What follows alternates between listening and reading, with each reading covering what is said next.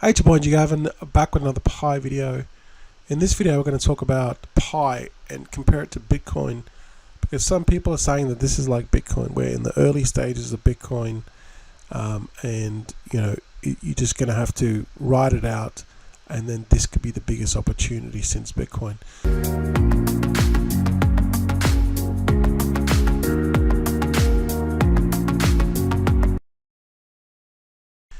First of all, the price is 51 cents, and I think this is going to drop to 20 cents, maybe even 10 cents. The way it's going, it's not looking good because the migrations are happening, and it's just a lot of dilution. Like there's this on a daily basis. There's people claiming their tokens. In fact, there's 4.5 million Pi being unlocked today on average. 4.5 million Pi on average is being unlocked. So you can imagine that probably the majority of that, I would assume, would be getting sold off because people are waiting. They finally got their coins. Now they just want to get out because they see the price falling. So yeah, it's this is going to continue to fall. Probably till 20 cents, 10 cents. I don't know, maybe. But yeah, just be prepared, okay? Don't be shocked. And if we look at the migrations, look at migrations, the unverified balance. A lot of people are pissed off about this. What's going on? The team has not addressed this, and that's the thing with the migrations, right? This Picoin is not like Bitcoin, because Bitcoin it's decentralized. Whereas Picoin is centralized. Like how many migrations have we had? We've had one migration, and we're still waiting on the second migration. And what's going to happen with our coins? Like here, look at my coins. I got 92,288 coins. What's happening with that verified balance? And they've said that some of this or most of this will be lost. But that's all they've said. They haven't communicated with us what's going to happen. So as you can see here, there's multiple migrations happening. So they control the supply. I mean, they're releasing the migrations. People that have migrated, they have to do that, but they only do like the first migration. So they're still releasing the people from the first migration and the unlocks, and then there's a second migration. So this is highly centralized because they control when these migrations happen. With Bitcoin, it's decentralized. With Bitcoin, it's mined by ASICs, and that can be a bad thing because ASIC machines cost a couple of thousand, up to 10,000. The latest one now is 10,000 for the top of the line 500 terahash Bitcoin miner. So here you can be mined by phone. So that's one advantage. But again, everyone in the world has a mobile phone, so that is probably an advantage because it's not. It can be controlled by people with big money. Bitcoin started at 1 penny. This started at $2 on the centralized exchanges. So when something starts really, really small and you buy a lot of it, like buy a lot of Bitcoin at $1 or buy a lot of Bitcoin at $10 or even $100, right? Now Bitcoin is what, 83,000. You can accumulate a lot of wealth because it started at such a small price. Whereas this started at $2, and the supply is massive compared to Bitcoin, which I'll talk about in a second. But that's why there's a big difference here, right? Like I said before, there's no migrations with Bitcoin. Here there's migrations, and they control when the migrations happen. So that's why it's highly centralized. With Bitcoin, there's 21 million supply. And with Picoin, there's 100 billion supply. So you can't compare them. That's why with Bitcoin, the price is 83,000 or 84,000 today, whatever. With this, the price of this is what, 53 cents. It's because there's a lot of factors. Obviously, Bitcoin, is a lot older, but the supply of this is just way too big. If you want to get like these numbers of people are talking about $314 per Pi, it's literally impossible. It's going to take 100 years. 93% of the supply of Bitcoin is out. 93%. That means there's only 7% dilution left, and that dilution happens every 10-minute block, and then every 4 years, 180,000 blocks, Bitcoin halves again. So basically, the rest of the supply will be coming out in the next 100 years or 110 years. We won't have to worry about that.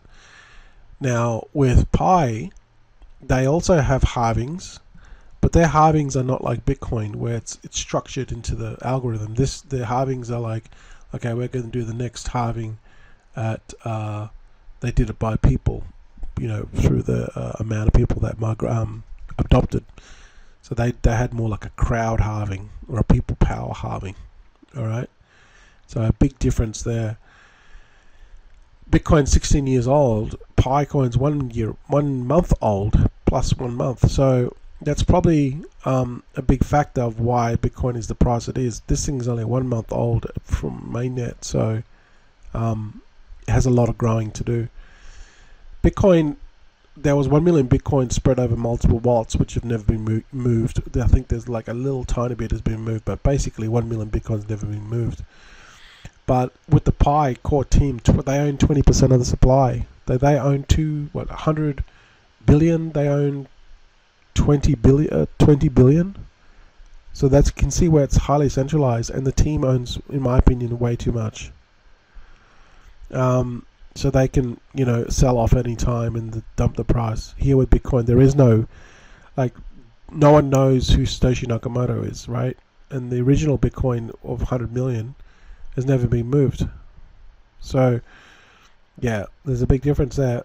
Bitcoin is on every centralized exchange. Every centralized exchange. Why? Because Bitcoin is like the measurement. Everything's kind of compared to Bitcoin. And yeah, there's USD too, but most of the pairs, there will be a Bitcoin pair. In every coin, Ethereum, there will be Bitcoin pair, right? Solana, there'll be Bitcoin pair. There's always a pair with Bitcoin. Here, there's only 7 small centralized exchanges, and again, it's only 1 month old, but the centralized exchanges, they're not using Pi as a pair. They use USDT.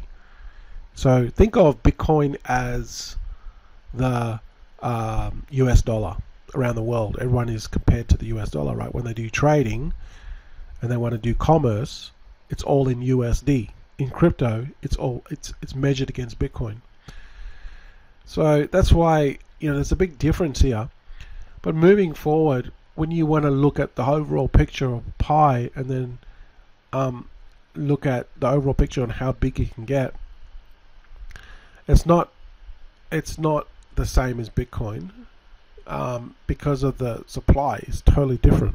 There's a total different dynamics here, and it's highly centralized, and there's a lot of dilution happening. If you look at Bitcoin, there's 1.2 billion wallets of Bitcoin ever created, and there's about 1 million in circulation, I believe. 600 to 1 million wallets being used on a daily basis. If you go and have a look at Pi and you look at the distribution of all the wallets, most of the people in Pi have less than $5. Look, 10 million wallets have less than 10 Pi. And then the next one is 1 million wallets, and they have from $5 to $51. So 82% of Pi are people that have less than $5. And the next one is 8%, 8.68%, which is about 1 million plus wallets, have only $5 to $51. So the majority of people here in Pi, 10 million wallets, have $5 or less. That tells you that Pi is a totally different beast compared to Bitcoin. People that hold Bitcoin have money. Here, people that have Bitcoin have Pi, they don't have any money because they have less than $5 of Pi there. They don't have any money because why? Because Pi was basically primarily grown and adopted through countries that have a low income. And I'm not No offense or anything to these countries, but that's just the truth of it all. Most of this stuff came through Africa, came through Southeast America, Southeast Asia, countries with low income, low GDP, and people are leaving on low wages. So you can't compare them, right? You've got the, gold standard with Bitcoin, and then you've got like this other coin here, Picoin, which the majority of holders, 10 million holders, 92% of holders, have less than $5. So the quality, you can't compare Bitcoin to Pi because it just cannot compare, right? You got the gold standard here, and you got you can't even call it a standard at the moment. So unfortunately, Pi's got a lot of work to go through, a lot of work to do, and over the next 3 years, it's going to be a lot of dilution. And I really don't, Pi Network, I really don't. Obviously, you want this to do well, but this could go down to 10 cents when I'm thinking about it now. It's 50 cents now. It could go down to 10 cents. Will I buy at 10 cents? Yeah, I probably will. You know what I mean? Because, but I'm expecting this. Like, whatever I buy, I'm just going to have to basically forget about it for about at least 3 to 5 years. So if you hold Pi now, you're thinking about Pi, just know that not much is going to happen for at least 5 years. Minimum 3 years. 3 to 5 years. Hold the coin. Because this could get to $10 in 5 years' time. Maybe 10, 20, $15, $20. If it gets on Binance, it's going to be a different story. But that doesn't look like it's going to happen too soon. So, or it might not happen at all. So, a $10 to $20 Pi coin buying at 50 cents, you're looking at, what's that, 10, 20x. If it goes to 20, it's a 40x. So that's still, buy $1,000 worth of Pi coin at 10 cents. Yeah, now we're talking, right? That goes to 10 cents, you buy $1,000 worth. When it goes back to $1, you're going to do 10x. You can turn that into 10,000. Then if it goes to $20, you're going to 20x 1,000, so you're going to 200x, if I'm correct. Yeah, you're going to 200x. So if you buy it at 10 cents and you hold it for 5 years, and you buy $1,000 worth, and it goes to $20, you're going to 200x. You're going to turn your $1,000 into 200,000. So now we're talking some decent numbers here, right? You buy 2,000, you got 400,000. 5,000, you got $1 million. But it's going to take 5 years. So is it worth it? If it goes to 10 cents, yeah, I'm going to load up. It's going to be worth it. But you can't really compare them because they're totally different beasts. What really, in my opinion, what has to happen is the phone mining either has to be minimized or stopped, unfortunately, and they need to burn some of the supply. Like, they need to burn all the supply, literally. If they stop mining, they burn 65% of the mining supply, which was allocated to it. Now we're talking massive price. Think about that. If they burnt all the mining supply, paid everyone out, right, of what is everyone's has to be earned, and then burnt the 50, I think there's 54 million left. That would burn half the supply. Yeah, now we're talking this price would rocket to the moon. Because it's really small. It's like half as scarce now, right? So there's a thought for you. Leave that with you. Burn the supply. Basically, stop the mining completely, or pay out everyone that's got their mining. Pay that out, then stop it immediately and burn the